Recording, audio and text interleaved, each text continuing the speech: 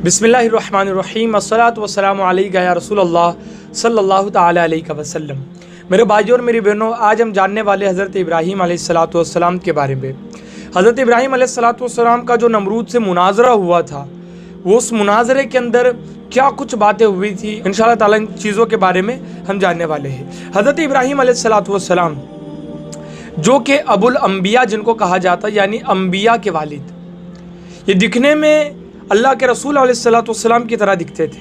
अल्लाह के रसूल अलैहिस्सलातु वस्सलाम इरशाद फरमाते हैं कि लोगों, अगर हज़रत इब्राहीम अलैहिस्सलातु वस्सलाम को देखना चाहते हो तो मुझे देख लो। हज़रत इब्राहीम मेरी तरह ही दिखते थे। और हज़रत इब्राहीम अलैहिस्सलातु वस्सलाम को अबुद्दईफ़ान भी कहा जाता है, यानी मेहमान नवाजी करने वाले। और मेहमान नवाजी हज़रत इब्राहीम अलैहिस्सलातु वस्सलाम लोगों की किया करते थे। अल्लाह पाक का जो रिज़्क़ है वो लोगों में तकसीम भी किया करते थे, खिलाते थे लोगों को। हज़रत इब्राहीम अलैहिस्सलातु वस्सलाम इराक़ के एक शहर बाबुल में पैदा हुए। उस वक्त पूरी दुनिया पर नमरूद की बादशाहत थी।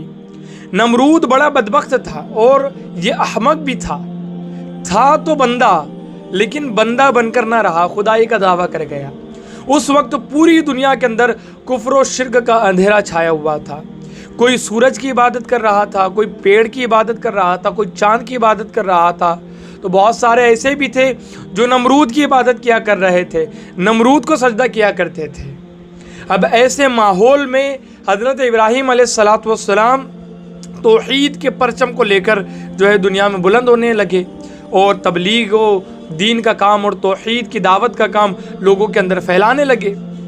हज़रत इब्राहीम अलैहिस्सलातु वस्सलाम अल्लाह को मानते थे, अल्लाह की इबादत किया करते थे और लोगों को अल्लाह ही की तरफ बुलाया करते थे।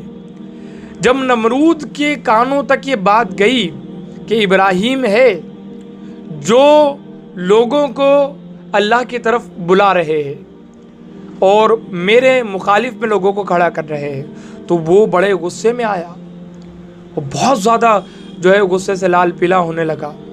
कई दफ़ा हज़रत इब्राहीम को बुलाता, हज़रत इब्राहीम से मुनाज़रा करता था। तो मेरे भाइयों, हुआ फिर ये कि एक दिन इनके यहाँ पर मेला लगता था और सारे लोग मेले में जाते थे। अब एक वो दिन आया जो बहुत बड़ा मेला इन्होंने लगाया।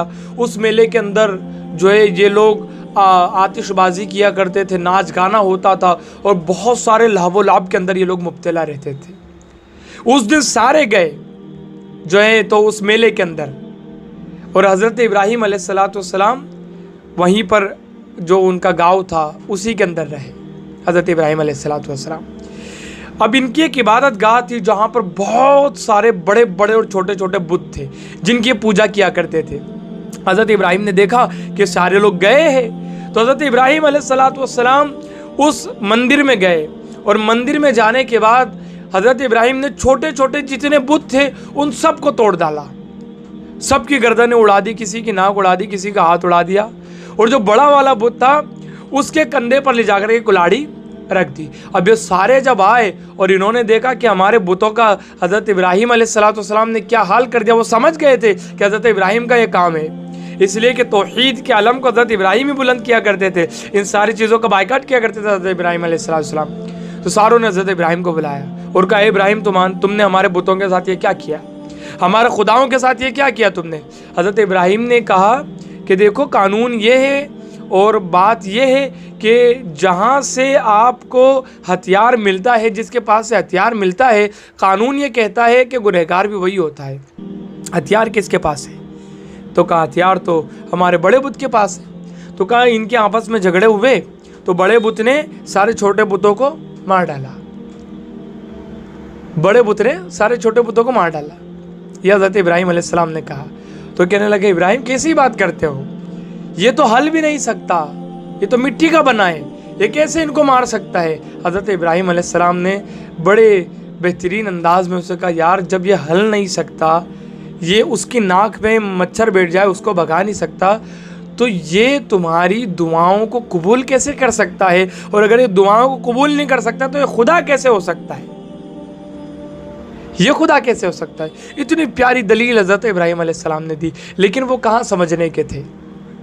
जिनके दिलों पर मोहर लग जाती है फिर वो किसी की बात को समझते नहीं है, न उनकी अच्छी बात جو ہے باہر سے اندر جاتی ہے نا، اندر سے جو بری ہے وہ باہر آتی ہے، ایسی مہر اللہ پاک ان کے اوپر لگا دیتا ہے۔ بہرحال تو یہ حضرت ابراہیم علیہ السلام جو کس طریقے سے توحید کے دلائل دیا کرتے تھے۔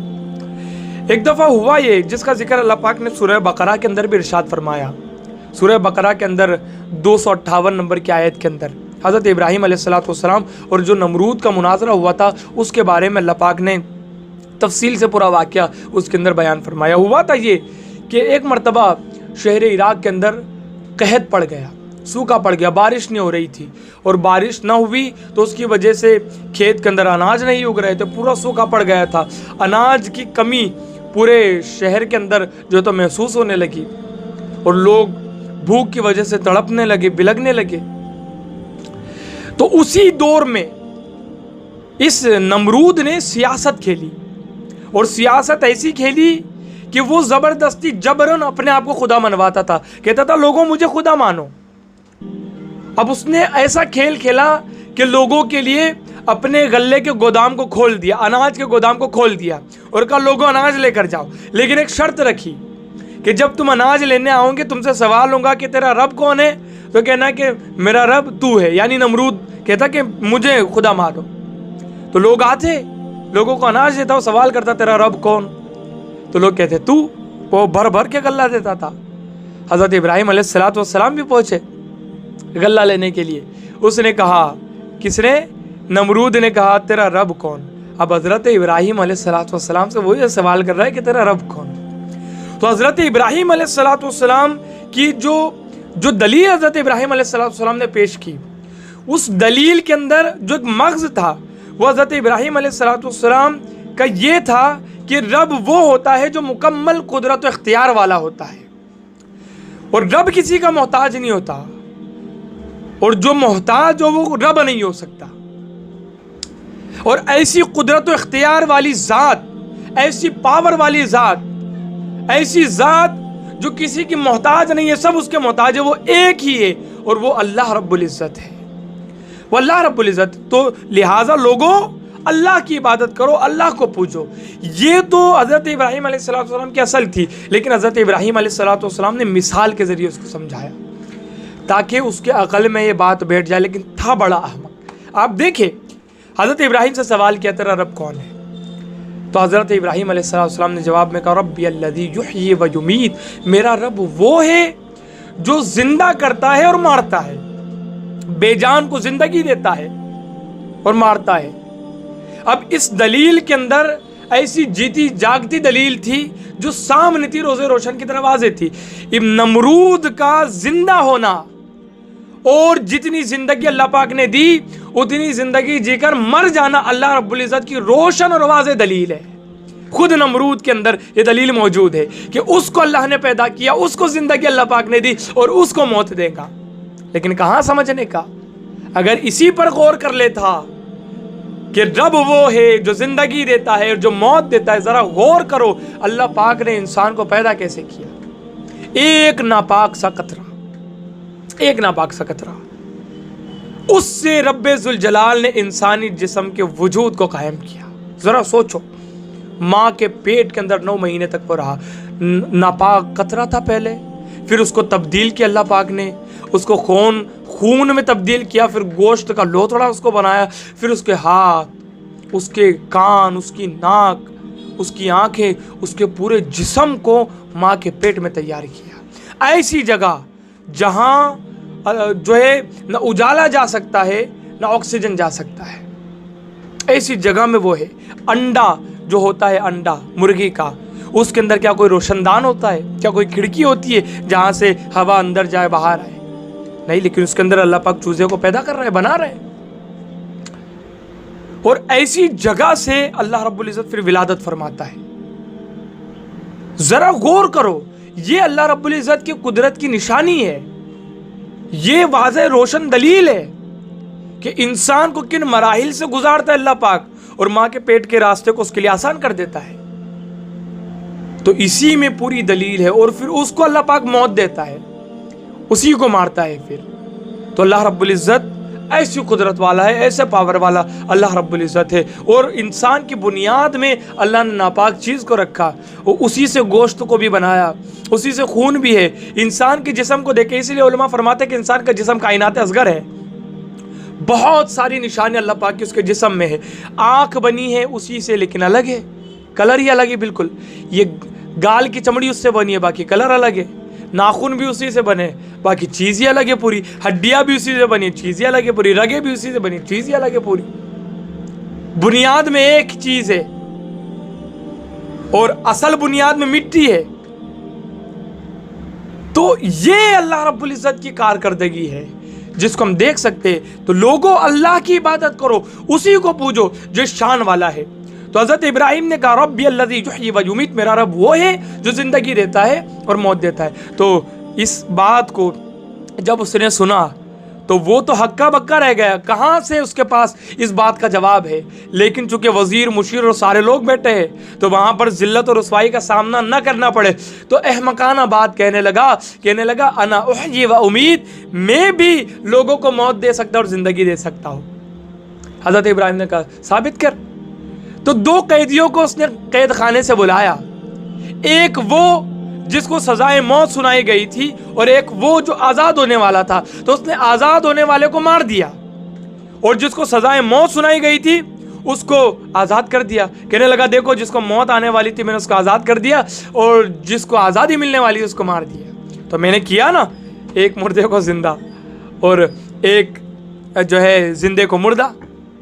अहमकाना दलील, बगैर हाथ और बगैर सर पैर की दलील।